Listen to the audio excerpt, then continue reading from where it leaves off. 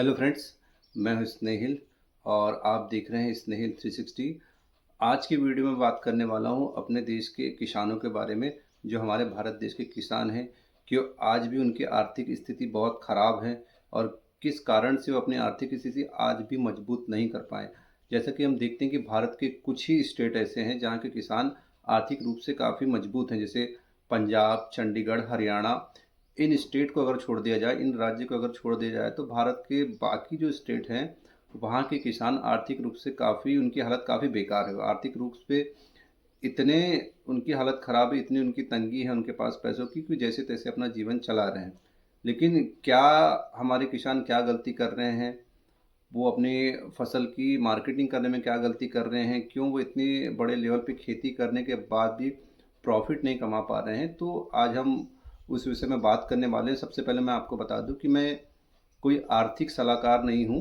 मैं जो खेती का जो मेरे पिछले 2-3 वर्षों का अनुभव रहा है, खेती से मेरा मतलब है कि हमारे यहाँ हमारे देश में फार्मर अलग अलग तरीके की खेती के प्रारूप को करते हैं, जिसमें फसल वाली भी करते हैं, जिसमें हम फूल और सब्जियां भी उगाते हैं, और लाइव स्टॉक का भी काम करते हैं, जिसमें हम मुर्गी पालन, मछली पालन, बटेर पालन, भेड़ पालन, बकरी पालन इत्यादि कार्य हमारे किसान करते हैं। लेकिन फिर भी वो जो है अपने प्रॉफिट को बढ़ा नहीं पा रहे हैं। तो हमारे किसान फार्मिंग के किस टेक्निक पे काम कर रहे हैं, और जो विदेशों में जो किसान फार्मिंग करते हैं वो आज इतनी अच्छी पोजीशन पे है, वो कौन कौन सी पद्धति या कौन कौन सी टेक्निक्स को अप्लाई करते हैं, जिसके कारण उनकी फसल जो उनको बेचने पे या उनके प्रोडक्शन को बेचने पर उनको काफ़ी ज़्यादा फायदा मिलता है। हमारे किसानों की हालत आर्थिक रूप से इतनी खराब होने के कुछ प्रमुख कारण भी है, जैसे आज भी हमारे देश में किसान जो हैं फार्मिंग की ट्रेडिशनल पद्धति से ही काम कर रहे हैं। जो पुराने समय से जो हमारी फार्मिंग करने की तकनीक थी, जो प्रक्रिया थी, उसी रूप से ही वो आज भी फार्मिंग करते हैं देश के ज़्यादातर हिस्से के किसान। और दूसरी चीज़, अगर कुछ किसान अच्छा प्रोडक्शन दे भी रहे हैं तो अपने फार्म पे जो भी उत्पादन उनका हो रहा है, जिस भी फसल का हो रहा हो या जिस भी लाइव स्टॉक का हो रहा हो, उनको मार्केट में बेचने के लिए 70 से 80% किसान आज भी दलालों पे निर्भर है, बिचौलियों पे निर्भर है। अगर इन दोनों से बच जाए तो कोई ना कोई एग्रीकल्चर की कंपनी बीच में आ जाती है, मार्केट और फार्मर के बीच में, जो सबसे ज़्यादा उस फसल का या उस लाइफस्टाइल चीज़ का प्रॉफिट लेके जाती है। अगर हमारा किसान डायरेक्ट मार्केट में इन चीज़ को बेच पाए तो अपने प्रोडक्शन का लगभग 40 से 50% वो प्रॉफिट बचा सकता है। लेकिन डायरेक्ट वो मार्केटिंग नहीं कर पा रहा, डायरेक्ट अपने सेलर के पास नहीं पहुंच पा रहा, इसके कारण उनका जो प्रॉफिट है घट के 15 से 20% ही रह जाता है, बहुत मुश्किल से। तो उसके बाद जो दूसरा प्रमुख कारण है, मुझे वो लगता है वो ये है कि आज भी हमारे देश के किसान खेती की नई तकनीक को अपनाने में बहुत पीछे हैं, और दूसरा अपने उत्पादन का या अपने उत्पादन की मार्केटिंग करने में भी काफ़ी पीछे है। वो जैसे तैसे अपनी फसल उगा तो लेते हैं, जैसे तैसे अपने लाइव स्टॉक को बढ़ा तो कर लेते हैं, लेकिन मार्केट में बेचने के लिए वो पूरी तरीके से दूसरे पर डिपेंड होते हैं। और उसका कारण ये भी है कि जो हमारे देश के जो पढ़े लिखे युवा हैं वो खेती नहीं करना चाहते हैं। खेती करने पे उन्हें शर्म महसूस होती है।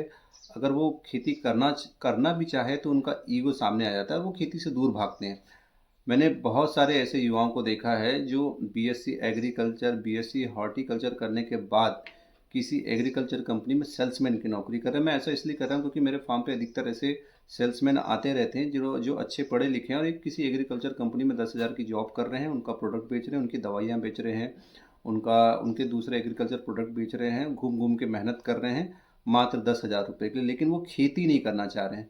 और अगर ऐसे पढ़े लिखे युवा जो एग्रीकल्चर में ही जिन्होंने अपनी डिग्री पूरी की, अगर वो फार्मिंग में आते हैं तो भारतीय कृषि का पूरी तरीके से जो दृश्य है वो चेंज हो जाएगा, पूरा पूरा का पूरा प्रारूप चेंज हो जाएगा। अगर ऐसे लोग खेती में जुड़ते हैं तो वो नई तकनीकों के साथ आएंगे, नई तकनीकों के साथ खेती करेंगे, ट्रेडिशनल मेथड से उन्हें फार्मिंग करने की कोई ज़रूरत नहीं रहेगी, उन्हें मार्केटिंग पता रहेगी कि अपने प्रोडक्ट की मार्केटिंग कैसे करनी। खेती से मेरा मतलब हमेशा से ये रहा है कि आप खेती के किसी भी प्रारूप को कर सकते हैं। खुद का काम अगर आप फार्मिंग में करते हैं तो कुछ समय आपको थोड़ी सी मेहनत करनी पड़ेगी, फार्मिंग पे भी करनी पड़ेगी, मार्केटिंग पे भी करनी पड़ेगी। ये चीज़ें थोड़ी टफ है, आसान नहीं होता है कभी भी खुद का काम करना, लेकिन अगर आप इस पर कंटिन्यू मेहनत करते रहते हैं तो आपको एक अच्छा मार्केट मिल ही जाएगा अपने प्रोडक्शन को सेल करने के लिए, और आप अच्छा खासा प्रॉफिट कमा सकते हैं। विदेशों में जैसे यूएस हो गया, कनाडा हो गया, इत्यादि देशों में अगर आपको फार्मिंग करनी है तो आप सबसे पहले जाके अपने एरिए के कृषि विस्तार अधिकारी से मिलेंगे जो एग्रीकल्चर ऑफिसर होता है। अगर आप अपनी फार्मिंग को एक बड़े लेवल पे करना चाहते हैं, अच्छा मुनाफा कमाना चाहते हैं, तो वहाँ पे सबसे पहले कृषि विस्तार अधिकारी से मिला जाता है। वो आपके फार्म पे आएगा, फार्म पे आने के बाद आपके फार्म की मिट्टी लेके जाएगा, उसकी जांच करेगा। जांच करने के बाद वो आपको बताता है कि आपके फार्म के लिए ये फसल जो है सूटेबल है, आप इसकी फार्मिंग करें। आप सीधे उसके बाद फार्मिंग स्टार्ट नहीं कर देते हैं, आपको फिर एक ट्रेनिंग के लिए बुलाया जाता है। उस ट्रेनिंग में आपको उस फसल के बारे में पूरा पढ़ाया जाता है, उसकी खेती कैसे की जाती है, सारी चीज़ें सिखाई जाती है। आपको ट्रेंड किया जाता है उस फसल का प्रोडक्शन करने के लिए, और जब आप ट्रेंड हो जाते हैं तो उसके बाद आप अपने फार्म में जाके उस फसल का उत्पादन करते हैं। तो विदेशों में और हमारे देश में यही फ़र्क है कि हमारे किसानों को बिल्कुल पता ही नहीं होता कि उनके गांव में भी कोई कृषि विस्तार अधिकारी है। जो विदेश के किसान जब भी उनकी फसल का प्रोडक्शन तैयार हो जाता है, जब उनका उत्पादन हो जाता है, तो वो अपनी फसल की मार्केटिंग भी खुद करते हैं। और इसके लिए जो मैंने देखा खासकर हर जगह पे जो दो मेथड अपनाई जाती है मार्केटिंग की, वो पहली है कस्टमर चैन क्रिएट करना, दूसरी है वीकली अपने फार्म पे कस्टमर को इनवाइट करना। तो इसको अब मैं थोड़ा सा आसान भाषा में समझाने की कोशिश करता हूँ। जो पहली उनकी मेथड होती है मार्केटिंग की, खुद के प्रोडक्शन की, कस्टमर चैन क्रिएट करना, इसके अंतर्गत क्या करते हैं, अगर उनके फार्म के आसपास के 20 से 30 किलोमीटर या 50 किलोमीटर तक के एरिया में बड़े शहर आते हैं, वहाँ जाके वो लोगों से डोर टू डोर मिलते हैं। आपने देखा कि अधिकतर बड़े शहरों में नौकरी पेशा लोग रहते हैं, इंजीनियर, डॉक्टर, हर तरीके की सरकारी नौकरी वाले, बिजनेसमैन, इनके पास खूब पैसा होता है। पैसा तो खूब होता है लेकिन इनके पास समय नहीं होता है कि वो मार्केट जाए, खरीदी करे और सामान लेके आए। तो वो ऐसे लोगों से जाके बात करते हैं कि हम आपको डेली आपकी ज़रूरत का सामान, दूध, फल सब्जी, अंडा या मटन चिकन, आप जो भी चाहते हैं हम अपने फार्म से फ्रेश आपको लेके आएंगे, ला के देंगे।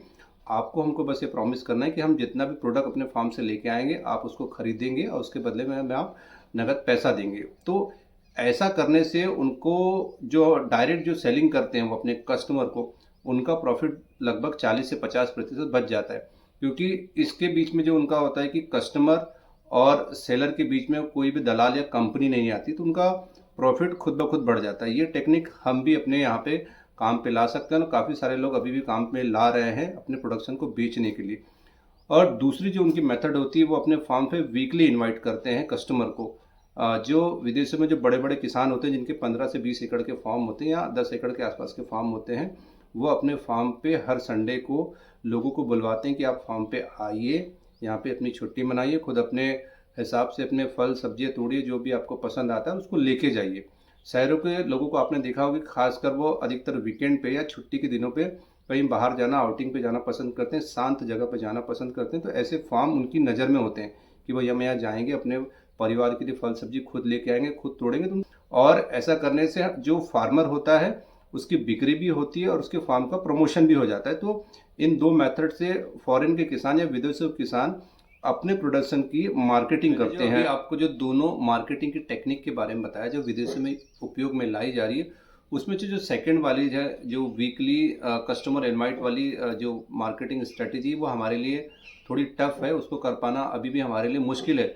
लेकिन इसमें जो पहले नंबर पे है कि हम कस्टमर चैन क्रिएट करें, ये हम इस पे काम कर सकते हैं और इस पे पैसा कमाना भी काफ़ी आसान है। सोचिए अगर आपके आसपास 10 से 20 किलोमीटर के रेडियस पे 2 या 3 बड़े शहर मिल जाते हैं, या 2 शहर भी, या एक शहर भी आपको बड़ा मिल जाता है, जहाँ से आप डेली के अगर 30 से 40 कस्टमर भी आप ऐसे आप प्राप्त कर लेते हैं, या आप ऐसे कस्टमर ढूंढ लेते हैं जिनको आप डेली आप सामान ले जाके देंगे, होम डिलीवरी देंगे, तो आप दिन का 2 से 3 हज़ार रुपये आराम से बचा सकते हैं। कम से कम दिन का 2-3 हज़ार रुपये आराम से बचा सकते हैं। तो आप खुद कैलकुलेशन कर सकते हैं कि आपकी मंथली इनकम कितनी हो सकती है। लेकिन आप थोड़ी सी मेहनत करेंगे, थोड़ी मार्केटिंग करेंगे, अपना खुद का मार्केट प्लेस बनाएंगे, तो एक समय के बाद आपको इससे बहुत अच्छी आय आना शुरू हो जाएगी। लगभग दिन के 3 से 4 हज़ार रुपये आपको प्रॉफिट में बच जाएंगे। अगर आप एग्रीकल्चर से जुड़े हुए हैं, अगर आप फार्मर हैं, तो इंडिया मार्ट सबसे अच्छा बेस्ट ऑप्शन है आप आज के लिए। इंडिया मार्ट पूरे इंडिया में काफ़ी ज़्यादा चलता है। आप यहाँ जाके अपने फार्म में जो भी चीज़ों की प्रोडक्शन कर रहे हैं उसको लिस्ट कर सकते हैं, फ्री ऑफ कॉस्ट कर सकते हैं, और आपको अच्छा खासा बेनिफिट ऑनलाइन सेल करने पे हो सकता है। मार्केटिंग के दूसरे तरीके में आप गूगल पर जाके गूगल माई बिजनेस सर्च करेंगे, वहाँ पे जाके अपने बिजनेस को लिस्ट करेंगे, जिससे कि अगर आपके आसपास के 10 से 20 किलोमीटर के रेडियस में अगर कोई इंसान एग्रो फार्म को सर्च करता है, तो वह आपके नज़दीकी फार्म को दिखाता है। तो ऐसा करने पे आपका फार्म लोग ऑनलाइन भी सर्च कर सकते हैं। मैंने भी अपने फार्म को ऑनलाइन डाला हुआ है। मुझे हर महीने जब उसकी अपडेट आती तो लगभग 150 से 200 जो सर्च होते हैं मुझे दिखाई देते हैं मेरे फार्म के नाम से। गूगल उनको खुद ब खुद सर्च कर देता है। अगर वो सर्च मारते हैं गूगल में फ्रेश फिश के लिए, क्वेल के लिए या अन्य दूसरी चीज़ों के लिए, तो मेरा फार्म खुद ब खुद उनको गूगल पे दिखाई देने लगता है। तो इस तरीके से भी आप अपने फार्म की, अपने प्रोडक्शन की मार्केटिंग कर सकते हैं। उसके अलावा ऑनलाइन के जो दूसरे प्लेटफॉर्म है जैसे इंस्टाग्राम हो गया, फेसबुक हो गया, प्ले स्टोर पे आप खुद का ऐप बना सकते हैं। तो आपको, मुझे नहीं लगता कि मार्केटिंग करने में या अपने प्रोडक्शन को सेल करने में दिक्कत होगी। थोड़ी बहुत तो कहीं ना कहीं दिक्कत आपको आती है, लेकिन आप डायरेक्ट कस्टमर और सेलर के बीच की जो गैप को कम कर दें तो आप प्रॉफिट भी ज़्यादा बुक करते हैं। तो आपको थोड़ा बहुत कहीं अगर नुकसान हो भी गया तो आप आराम से कवर कर लेते हैं। तो मैं चाहूँगा कि आप सबसे पहले अपने प्रोडक्ट की मार्केटिंग खुद करें, लोगों के बीच में खुद जाए, मार्केटिंग करें और लोगों को डायरेक्ट अपने फार्म तक लेके आए। वीडियो के अंतिम में मैं फिर आपसे यही कहना चाहूँगा कि अगर आप फार्मिंग कर रहे हैं और ज़्यादा प्रॉफिट कमाना चाहते हैं तो मार्केटिंग की नई टेक्निक्स को अपनाएं, फार्मिंग की नई टेक्निक्स को अपनाएं, खुद को अपडेट करते रहें, दुनिया जहान में क्या चल रहा है फार्मिंग से रिलेटेड उससे पता करते रहें, उन चीज़ों को अपनाएं और अपने फार्म को लगातार आगे बढ़ाते रहें और अपनी मेहनत का अच्छा खासा प्रॉफिट भी आप कमाएंगे। तो आज की वीडियो में बस इतना ही। मिलते हैं अगले वीडियो में, तब तक के लिए धन्यवाद।